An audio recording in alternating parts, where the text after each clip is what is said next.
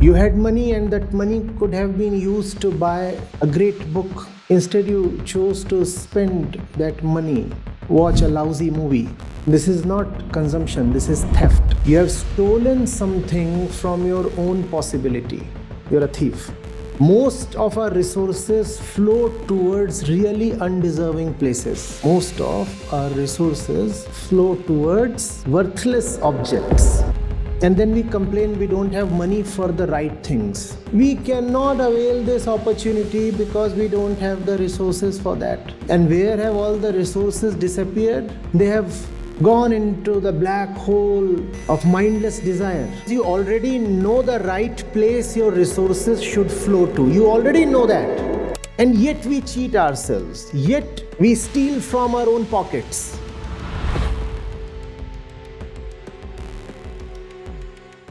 Now we enter what's being offered today.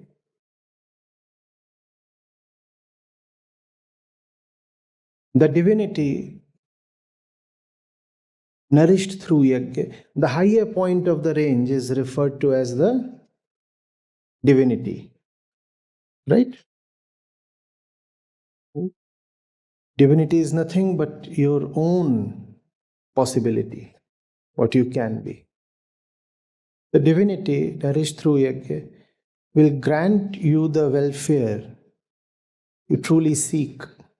But those who consume for themselves what ought to be offered to divinity are certainly just thieves, Arjun. Simple. Follows very naturally from the definition of yajna. Whatever you have is not to be fed to your current state. Whatever you have is not to be used in the service of your current situation. Whatever you have is not meant to be used to reinforce your current state. Whatever you have is meant to be invested in rising higher. And if you don't do that, the word that Sri Krishna has for you is thief. Beautiful. From the inner meaning of yajna, we have come to the inner meaning of theft. The outer meaning of theft is when you steal something from an outer person. The inner meaning of theft is when you steal something from your own potential. You could have been a much higher self, but you ate away the resources needed to be that higher self. So you are your own culprit, a thief unto yourself. You had money and that money could have been used to buy a great book. Instead, you chose to spend that money, watch a lousy movie. This is not consumption, this is theft. You have stolen something from your own possibility. You're a thief. You have disallowed, you have blocked the money from being where it should have been. The money truly belonged to the book. Instead, you burnt it on the movie, and that's theft. You took the money from the book, and the book was the deserving owner of that money. But you snatched the money from the deserving owner and splurged it on somebody very undeserving. This is theft. So in the inner sense, Theft means an inverted allocation of resources. Any object in life must merit your resources in proportion to its height, in proportion to its potential to carry you high. That is the principle. You have, let's say, 20 objects in your life, right? 20 venues where you can invest yourself in terms of your time, money, everything.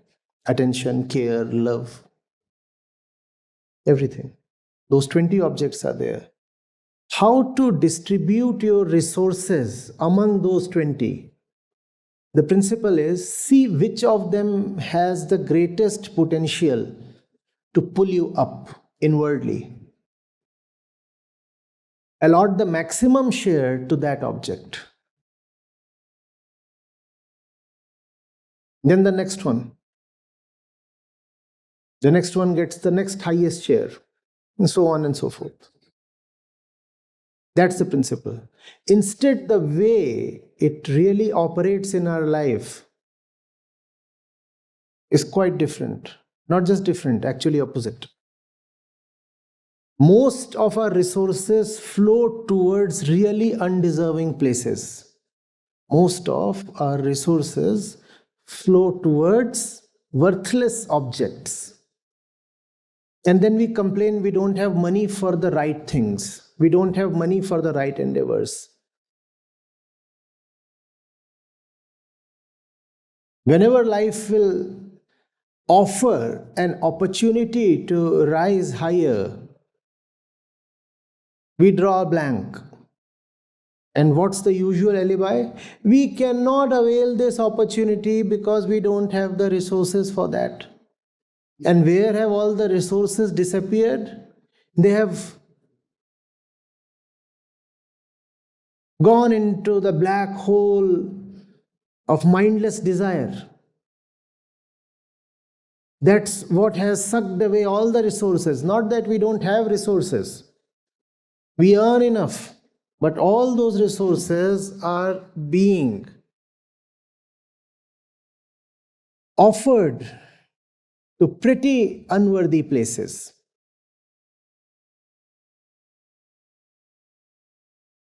And so for the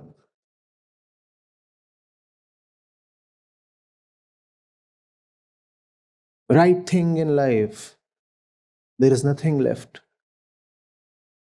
And if there is something still left, it has to be saved.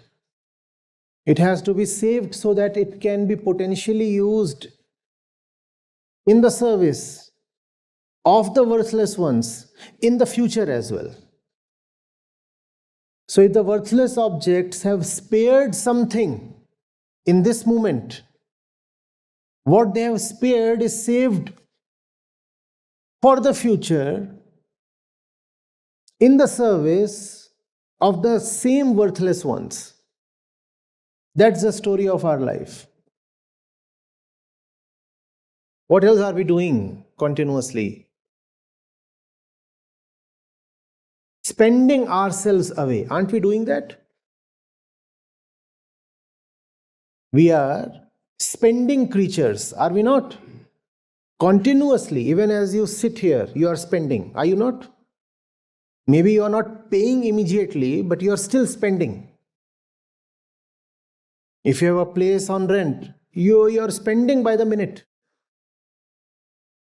Your mobile phone, you are spending by the minute. Even these clothes that we are wearing, they are depreciating and we are spending by the minute.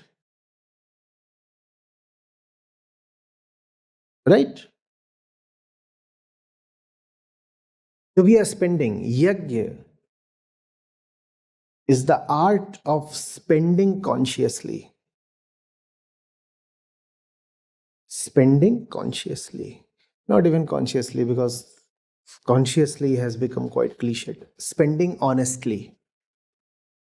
Honestly, because you already know the right place your resources should flow to. You already know that. And yet we cheat ourselves. Yet we steal from our own pockets. Yet we steal away from our own potential. Think of what we continuously keep thinking of. And mind space is a very valuable asset.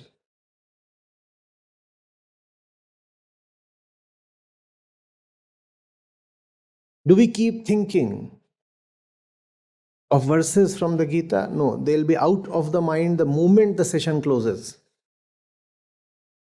But hours, endless hours and days and weeks, we keep thinking of what we already know as nonsense.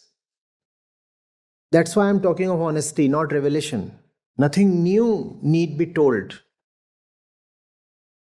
We already know of something as insane nonsense, yet we allot mind share to it.